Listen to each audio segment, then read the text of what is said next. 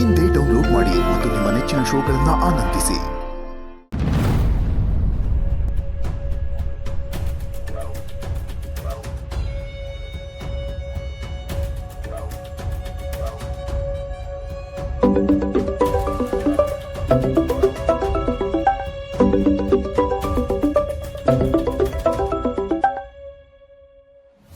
Hello, ಹೇಳಿ. Hello sir, ನಾನು ನೀಲು ಅಂತ, ಜವರೇಗೌಡ ಅವ್ರ ಸೊಸೆ. ಅವರು ನೀವು ಬರ್ದಿರೋಂಥ ಲೆಟರ್ನ ಓದಿದ್ರು, ಅದನ್ನ ಓದಿ ನಿಮಗೆ ಕಾಲ್ ಮಾಡು ಅಂತ ಹೇಳಿದ್ರು. ಅದಕ್ಕೆ ಕಾಲ್ ಮಾಡ್ತಾ ಇದ್ದೀನಿ. ಮೇಡಮ್, ನೀವು ಫೋನ್ ಮಾಡಿದ್ದು ನನಗೆ ತುಂಬಾನೇ ಖುಷಿ ಆಯಿತು ಮೇಡಮ್. ಅಲ್ಲ, ಅದೇನೋ ಸಾಕ್ಷಿ ಇದೆ ಅಂತ ಬರ್ದಿದ್ರಲ್ಲ ಲೆಟರಲ್ಲಿ, ಏನು ಸಾಕ್ಷಿ ಇದೆ? ನೋಡಿ ಮೇಡಮ್, ಅದನ್ನು ನಾನು ಸಿದ್ದೇಗೌಡ್ರ ಹತ್ರನೇ ಮಾತಾಡಬೇಕು. ಅದು ನೋಡಿ, ಸಿದ್ದೇಗೌಡ ಅವರು ಔಟ್ ಆಫ್ ಸ್ಟೇಷನ್ ಹೋಗಿದ್ದಾರೆ. ಅವ್ರು ಬರೋದು ಇನ್ನೂ ಒಂದು 15 to 20 ಡೇಸ್ ಆಗುತ್ತೆ.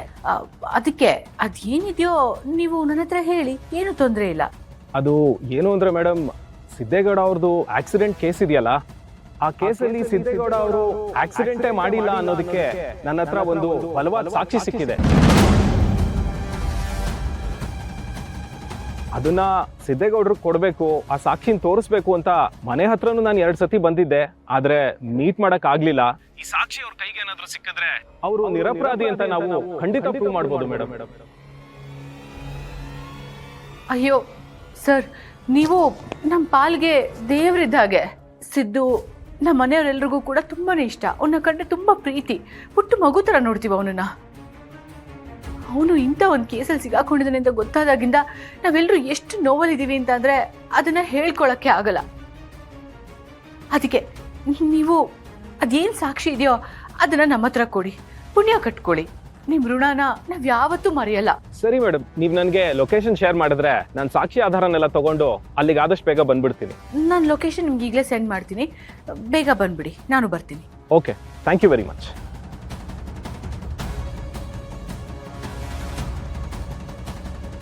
ಸಿದ್ದು, ಹೋಗಿ ಹೋಗಿ ಇಂಥ ಒಂದು ಸಾಕ್ಷಿ ನನ್ನ ಕೈಗೆ ಸಿಗಾಕೋಬೇಕಿತ್ತ? ನಿನ್ನ ಹಣೆ ಬರೋಕ್ಕಿಷ್ಟು. ಇನ್ಮೇಲಿದೆ ನೋಡು ಈ ನೀಲು ಆಟ.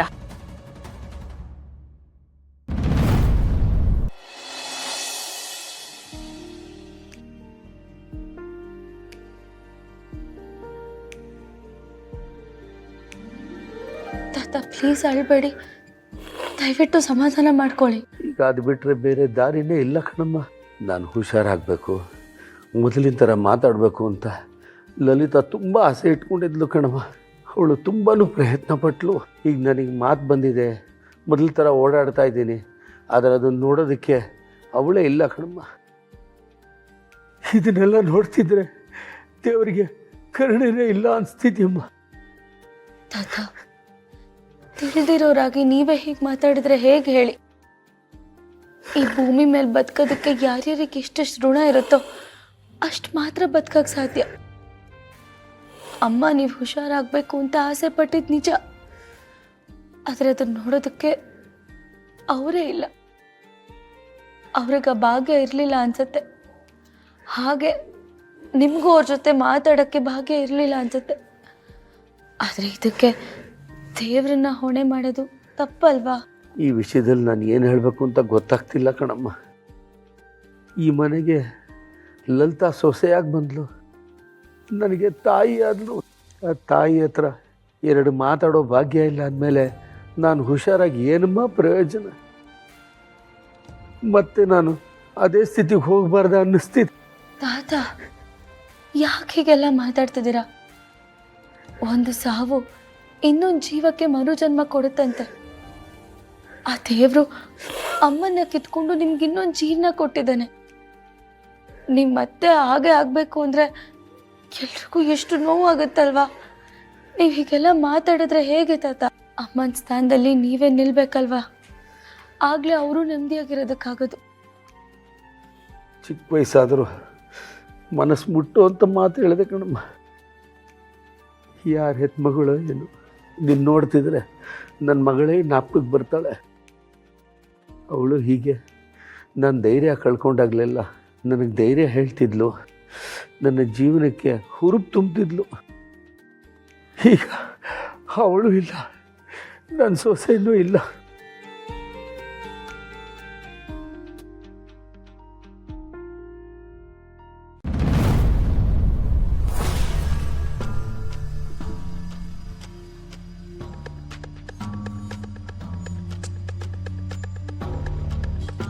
ಮೇಡಮ್ ನಮಸ್ಕಾರ, ನಾನೇ ಯೋಗಿ ಅಂತ. ನಿಮ್ಮ ಹತ್ರ ಏನೋ ಸಾಕ್ಷಿ ಇದೆ ಅಂತ ಹೇಳಿದ್ರಲ್ಲ, ತಂದಿದ್ದೀರಾ? ನಾನು ಬಂದಿರೋದೇ ಅದನ್ನ ಕೊಡೋಕ್ಕೆ ಅಂತ ಮೇಡಮ್. ಕೊಡದೇ ಇರ್ತೀನಾ? ಇಲ್ಲೇ ಇದೆ, ಜಸ್ಟ್ ಅ ಮಿನಿಟ್.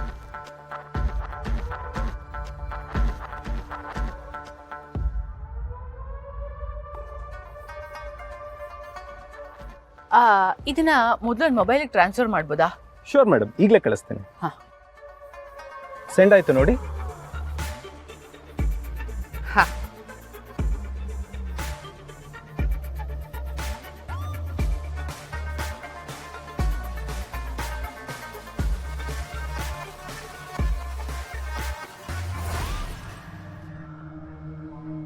ಮೇಡಮ್, ಈ ವಿಡಿಯೋ ನೋಡಿ ನೀವ್ಯಾಕೆ ಈ ಥರ ಶಾಕ್ ಆಗ್ತಿದ್ದೀರಾ? ಮತ್ತೆ ಶಾಕ್ ಆಗದೆ ಇರೋಕ್ಕಾಗುತ್ತಾ? ಪಾಪ ನಮ್ಮ ಮನೆ ಮಗನ ಜೀವನ ಅಲ್ಲ, ಅವನು ಏನು ಮಾಡದೆ ಹೋದ್ರೂ ಎಷ್ಟೆಲ್ಲ ಅನುಭವಿಸ್ಬಿಟ್ಟ. ಈ ಕೇಸು ಅವನ ಮೇಲೆ ಬಂದಾಗಿಂದ ನಮ್ಮ ಮನೆಯಲ್ಲಿ ನೆಮ್ಮದಿನೇ ಇಲ್ಲ. ನಾವು ಯಾರೂ ನೆಮ್ಮದಿಯಾಗಿ ಒಂದೇ ದಿನ ನಿದ್ದೆ ಮಾಡಿಲ್ಲ. ನಮ್ಮ ಸಿದ್ದು ಅಂತೂ ಎಲ್ಲೂ ತಲೆ ಎತ್ಕೊಂಡು ತಿರ್ಗಾಡ್ತಾನೆ ಇಲ್ಲ. ಈಗಲೂ ಅಷ್ಟೇ, ಪಾಪ ಎಲ್ಲೋ ತಲೆ ಮರೆಸ್ಕೊಂಡಿದ್ದಾನೆ. ಅದಕ್ಕೆ ಈಗ ಈ ವಿಡಿಯೋನ ಅವನಿಗೆ ತೋರಿಸಿದ್ರೆ ಸ್ವಲ್ಪ ಖುಷಿ ಆಗ್ತಾನೆ, ಮನೆಗೆ ವಾಪಸ್ ಬರ್ತಾನೆ, ಮನೇಲಿ ಎಲ್ಲರೂ ನೆಮ್ಮದಿಯಾಗಿರ್ತಾರೆ. ಅದಕ್ಕೆ ಬಂದಿದ್ದ ನನಗೆ ಕೊಡಿ ಅಂತ ಹೇಳಿದ್ದು. ಹೌದು ಮೇಡಮ್, ಇದೊಂದು ಎವಿಡೆನ್ಸ್ ಆಚೆ ಬಂದರೆ ಸಾಕು. ಸಿದ್ದು ಅವರು ಮುಂಚೆ ಥರ ಯಾವ ಗತ್ತಲ್ಲಿ ಓಡಾಡ್ತಿದ್ರೋ ಅದೇ ಥರ ತಲೆ ಎತ್ಕೊಂಡು ಓಡಾಡ್ಬೋದು. ಆದಷ್ಟು ಬೇಗ ಈ ಎವಿಡೆನ್ಸನ್ನ ಕೋರ್ಟಿಗೆ ಸಬ್ಮಿಟ್ ಮಾಡಿಬಿಡಿ madam.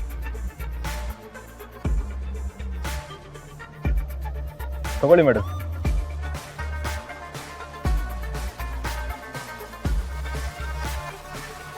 Thank you so much. ನಿಮ್ಮಿಂದ ತುಂಬಾ ಉಪಕಾರ ಆಯಿತು. That's okay madam, no problems. ನಾನೇನು ಬರ್ತೀನಿ.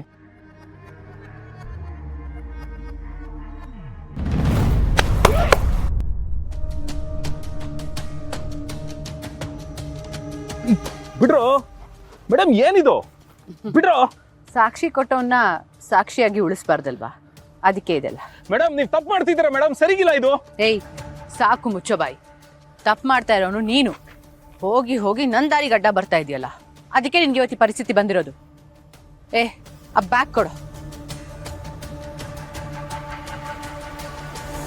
ಕಾರಲ್ಲಿ ಇವನನ್ನ ಎತ್ತಾಕೊಳ್ಳ್ರು. ಮೇಡಮ್, ಇದು ಸರಿ ಇಲ್ಲ ಮೇಡಮ್, ತಪ್ಪು ಮಾಡ್ತಾ ಇದ್ದೀರಾ ನೀವು. ಬಿಡ್ರೋ ಬಿಡ್ರೋ ನನ್ನ.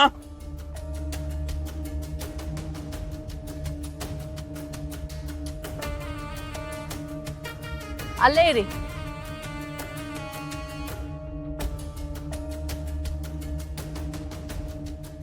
ಲಕ್ಷ್ಮೀ ನಿವಾಸ